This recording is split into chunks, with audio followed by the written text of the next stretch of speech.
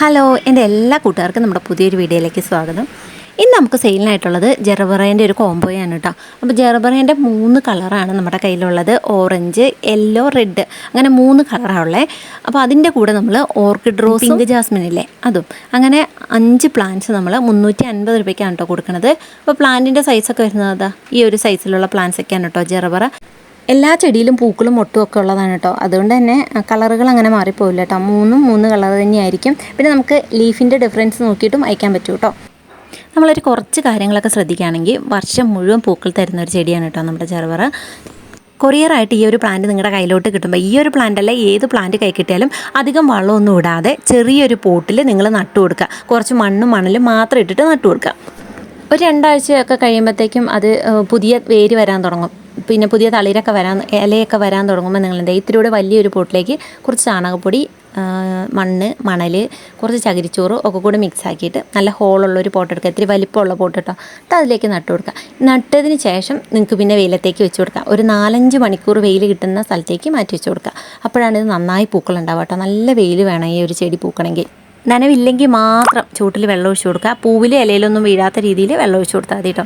പൂവ് കൊഴിഞ്ഞ് കഴിയുമ്പം ആ ഒരു പൂവിൻ്റെ തണ്ടിലെ അത് കട്ട് ചെയ്ത് കളയുക. ഒരു 15 ദിവസം കൂടുമ്പോൾ 19 സ്പ്രേ ചെയ്ത് കൊടുത്താലും മതി. പിന്നെ നമുക്ക് ഈ ഒരു കോംബോയിൽ തന്നെ ഉള്ളതാണ് കേട്ടോ ഈ ഒരു പിങ്ക് ജാസ്മിൻ്റെ തൈയും. 350 രൂപയാണ് കേട്ടോ ഈ ഒരു കോംബോയ്ക്ക് വരുന്നത്. അതായത് 3 ജെറബറയും പിങ്ക് ജാസ്മിനും പിന്നെ നമുക്ക് ഓർക്കിഡ് റോസും ആണ് കേട്ടോ വരുന്നത്. പിങ്ക് ജാസ്മിൻ ഇതാ ഈ ഒരു സൈസിലുള്ള പ്ലാന്റൊക്കെയാണ് കേട്ടോ തരുന്നത്. നല്ല ഹെൽത്തി ആയിട്ടുള്ള തൈയാണേ. നമ്മൾ കുറച്ച് പേർക്കൂടെ പ്ലാൻസ് അയക്കാനുണ്ട്. അത് നമ്മൾ തിങ്കളാഴ്ച കേട്ടോ ഇനി അയക്കുക. അപ്പോൾ ഇനി കിട്ടുന്ന ഓർഡറും നമ്മൾ തിങ്കളും ചൊവ്വയൊക്കെ ആയിട്ട് മൊത്തത്തിൽ അയച്ച് തീർക്കും. പിന്നെ അങ്ങോട്ട് നമുക്ക് അവധി ദിവസം ഓണമൊക്കെ ആവുന്നുണ്ട്, അവധിയൊക്കെ വരും. അതുകൊണ്ട് കംപ്ലീറ്റ് അയച്ച് തീർക്കും കേട്ടോ. പിന്നെ ഈ ഒരു കോമ്പയിലുള്ളതാണ് കേട്ടോ ഈ ഒരു ഓർക്കിഡ് റോസും. ഈ ഒരു സൈസിലുള്ള ഓർക്കിഡ് റോസാണ്. ഇതിൻ്റെ കൂടെ നമ്മൾ തരുന്ന ബഡ് റോസാണ് കേട്ടോ. ഇത് ഓൺ ട്യൂട്ടർ അല്ല. പിന്നെ നമുക്ക് ബോർഡർ ചീരേൻ്റെ കുറേ തൈകളായിട്ടുണ്ട് കേട്ടോ. അപ്പോൾ ഇത് 20 രൂപയാണ് കേട്ടോ ഒരു തൈക്ക് വരുന്നത്. നല്ല ഹെൽത്തി ആയിട്ടുള്ളതും ബുഷി ആയിട്ടുള്ള ചെടിയാണ്.